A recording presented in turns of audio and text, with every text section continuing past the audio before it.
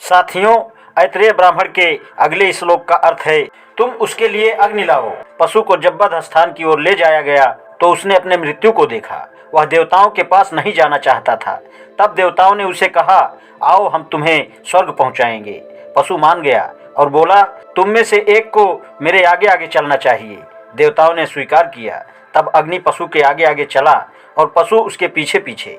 इसी से वे कहते हैं कि हर पशु पर अग्नि का अधिकार है, क्योंकि पशु अग्नि के पीछे पीछे चला, इसलिए वे पशु के आगे आगे अग्नि ले जाते हैं।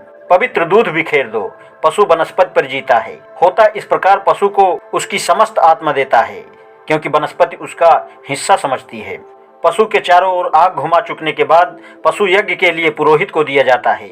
यज्ञ के लिए पशु का समर्पण कौन करे, इस विषय में ऐतरेय ब्राह्मण की आज्ञा है। माता पिता, भाई बहन, मित्र और साथियों को चाहिए कि वे वध करने के लिए पशु का समर्पण करें। जिस समय ये शब्द कहे जाते हैं वे उस पशु को पकड़ लेते हैं, जिसके बारे में यह माना जाता है कि वह माता पिता आदि के द्वारा हमेशा परित्यक्त है। इस सूचना को पढ़कर आश्चर्य होता है। लगभग हर किसी के लिए इसकी क्या आवश्यकता है कि वह पशु को यज्ञ के लिए समर्पित करने के संस्कार में हिस्सा ले। कारण स्पष्ट है, यज्ञ में हिस्सा लेने के अधिकारी पुरोहित की कुल संख्या 17 थी। स्वाभाविक तौर पर वे मृत पशु की पूरी लाश अपने ही लिए ले जाना चाहते थे। अर्थ यह है कि ब्राह्मण ही सारी लाश पाता था, केवल पशु की टांग ही यज्ञकर्ता और उसकी धर्म पत्नी के हिस्से में आती थी। वास्तव में यदि उन्हें सारी की सारी लाश अपने ही लिए न मिले तो वे 17 पुरोहितों में कुछ ठीक ठीक बांट भी नहीं सकते थे। विधानानुसार से ब्राह्मणों को पशु की सारी लाश मिल भी नहीं सकती थी, जब तक कि पशु पर किसी प्रकार का भी अधिकार जता सकने वाला हर लोग अपने उस अधिकार को हमेशा छोड़ न दे।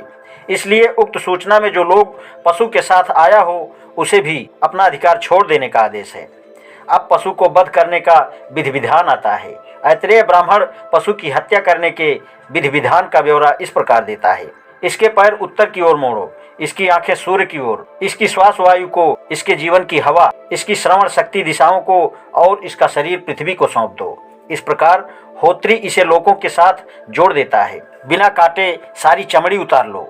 नाभि को काटने से पहले ओझड़ी को चीर डालो। इसका मुंह बंद करके इसकी सांस को अंदर ही अंदर रोक दो। इस प्रकार वह होता पशुओं में श्वास डालता है। इसकी छाती का एक टुकड़ा बाज की शकल का, काले बाजुओं के 2 टुकड़े कुल्हाड़ी की शकल के, अगले पांव के 2 टुकड़े धान की बालों की शकल के, कंधों के 2 टुकड़े 2 काइयों की शकल के, कमर के नीचे का हिस्सा अटूट रहे, जांघ के 2 टुकड़े बाल की शकल के, दोनों घुटनियों के 2 टुकड़े पत्तों की शकल के। इसकी 26 पसलियां क्रमशः निकाल ली जाएं। इसके प्रत्येक अंगों को सुरक्षित रखा जाए। इस प्रकार वह उसके सारे अंगों को लाभ पाता है। यज्ञ के लिए पशु की हत्या करने के संबंध में 2 संस्कार बच गए।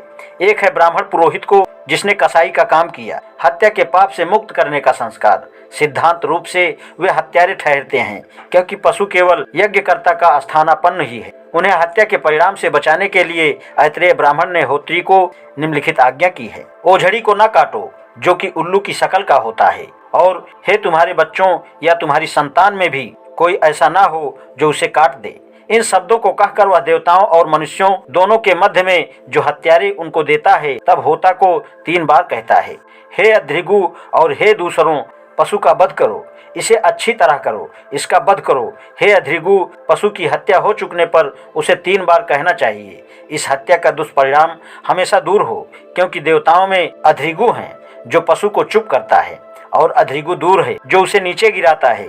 यह शब्द कहकर वह पशु को उन्हें सौंप देता है, जो उसका मुंह बंद करके उसे चुप कराते हैं, और उन्हें जो उसका वध कर डालते हैं। तब होत्री जप करता है, हे बधिकों, तुम्हारा पुण्य यहाँ हमारे पास रहे, तुम्हारा पाप अन्यत्र चला जाए। होत्री उस कथन से पशु वध की आज्ञा देता है, क्योंकि अग्नि जब देवताओं का होत्री था तो उसने भी इन्हीं शब्दों में पशु के वध की आज्ञा दी थी। उक्त जप से होत्री उन सबको जो पशु का श्वास बंद करते हैं या जो उसका वध करते हैं, उस पाप के दुष्परिणाम से मुक्त करता है, जो उनके किसी टुकड़े को बहुत बड़ा काटने और किसी टुकड़े को बहुत छोटा काटने के परिणाम स्वरूप नियमों उल्लंघन बस हो गया हो। होत्री इसका आनंद लेते हुए अपने आप को तमाम पाप से मुक्त करता है। जिसको यह ज्ञान है अपनी पूरी आयु प्राप्त करता है। इसके आगे ऐतरेय ब्राह्मण मृत पशु के शरीर के भाग को ठिकाने लगाने के सवाल पर विचार करता है। आज इतना ही, शेष कल। धन्यवाद।